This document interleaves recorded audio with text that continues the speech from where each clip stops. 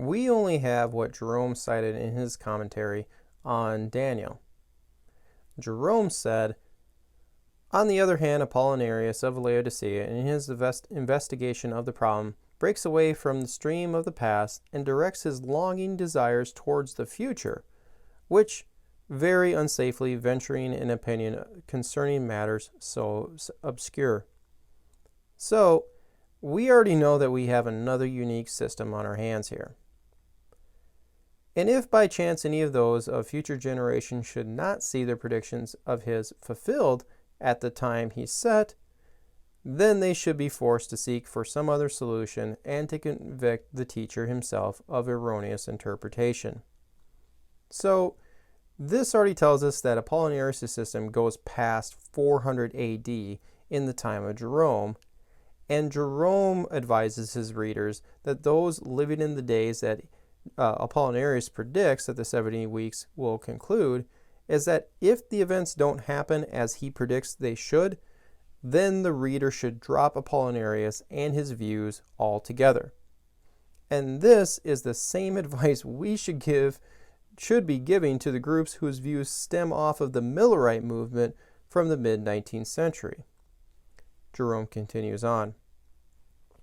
And so, in order to avoid the appearance of slandering a man as having made a statement he never made, he makes the following assertion, and I translate him word for word.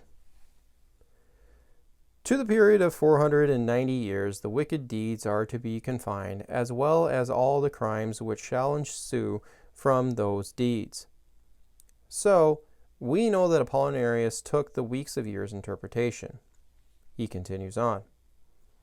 After these shall come the times of blessing, and the world is to be reconciled unto God at the advent of Christ, his Son. So, he is saying that the 70 weeks conclude at the second advent of Christ and the ushering in of God's kingdom. He goes on. For from the coming forth of the Word, when Christ was born of the Virgin Mary, to the 49th year, that is, the end of the 7 weeks, God waited for Israel to repent. Thereafter, indeed, from the 8th year of Claudius Caesar onward, the Romans took up arms against the Jews. So, we know that his starting point is with Jesus' birth, and that the first 7 weeks ended in the 8th year of Claudius. With this as the starting point, Apollinarius is predicting Jesus' return around 490 AD, only 100 years or so from his present time. The interesting remark about Claudius' 8th year is that the two references to him in Acts are one with Luke saying that a prophesied famine occurred during Claudius' time. The Jerusalem famine is also mentioned by Josephus occurring after Agrippa I's death. His brother Herod ruled from 44 to 48 AD, whose endpoint is the 8th year of Claudius. And on the other reference in Acts 18:2 speaks of Claudius' expulsion of Jews from Rome. What's interesting there is that Luke says Paul remained in Corinth for a year and a half after the conversion of Priscilla and Aquila. 18:12 starts the story where Paul is tried under Gallio, who by modern historians is dated ruling in Achaia from 51 to 52 AD. But ancient historian Paulus Orosius dated his reign from 49 to 50 AD. And subtracting back from this is that you could land on the 8th year of Claudius for the expulsion of the Jews from Rome. It's speculative, but possible. It's not me defending Apollinarius' system here at all, but we can just see as possible thinking that's going on. He continues on. But when 434 years shall have elapsed after that date, that is to say, the 62 weeks, then Jerusalem and the temple shall be rebuilt during 3.5 years within the final week. So, he blows through the 62-week period saying nothing notable happens, but the 70th week's first half will be Jerusalem and the temple's reconstruction. Another historical reference here for us is that contemporary emperor to Apollinarius was a Julian the Apostate, who actually ordered for the rebuilding of Jerusalem and the temple. He hated Christianity so much, Julian that is, and wanted to see Rome get back to its pagan roots, that he felt that rebuilding the Jewish temple would help undermine Christianity's rise. Now back to Apollinarius.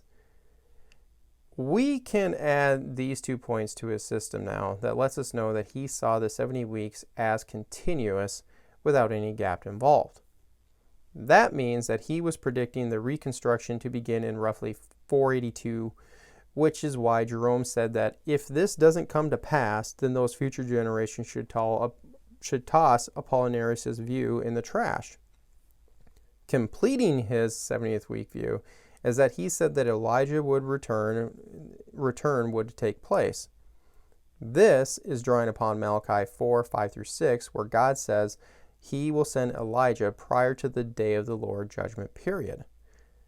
Then Apollinarius says that the Antichrist will come and sit in the newly constructed temple by referencing 2 Thessalonians 2:4, and that he will wage war against the saints that will eventually lead to him being slain by Christ at his second coming. This war is constituted by what appears to be a loyalty pledge that people will have to make to either God or to the Antichrist. And you can see the abomination of desolation talk that is to occur in the midst of the week as well here. Apollinarius goes a little anti-Semitic for a moment by saying that the Jewish people are going to embrace the Antichrist and receive their final condemnation for rejecting Christ during his first coming. This likely means that he sees the Antichrist figure masquerading as the Jewish Messiah that is the hook to roping in a lot of Jewish people into this. So, Apollinarius' system is thus completed. But a question you might have been wondering is, why would he advocate for such a position that avoided so much in the prophecy and goes against everyone else's starting point occurring sometime during the Persian period?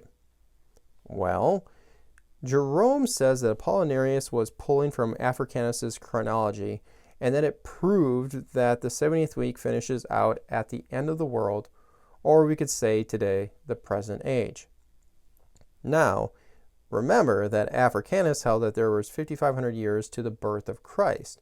So, Apollinarius likely got the creation week of history model going on in his head from this. Yet, Africanus saw the 70 weeks fulfilled with Christ using only lunar days for the reckoning. So, Apollinarius has more in common with Hippolytus by seeing the Antichrist re-establishing the kingdom of Judah, and at this year 6000 from creation would usher in the seventh day Sabbath rest for 1,000 years.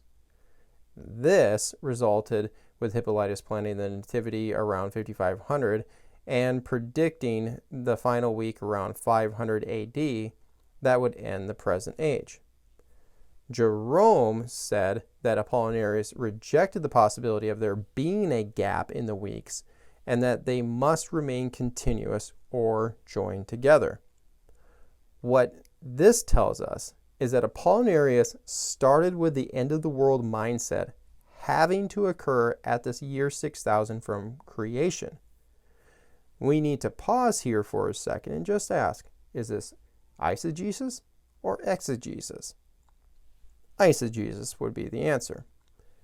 So, Apollinarius is starting with his presuppositional belief, then tries to fit in the Bible by reversing out from this point, starting with the 70th week. Then the first 69 weeks rewind back to the nativity in his view that would only be a decade difference from Africanus' reckoning. So, Apollinarius basically avoided all the events that are described in verses 25 and 26 because he wouldn't allow for a gap and that the 70th week had to coincide with his end of the world belief. Reminder, hit the subscribe button below, turn on the notification bell, hit the like button, leave a comment, and don't forget to visit us at justscripture.org. But in the meantime, stay salty.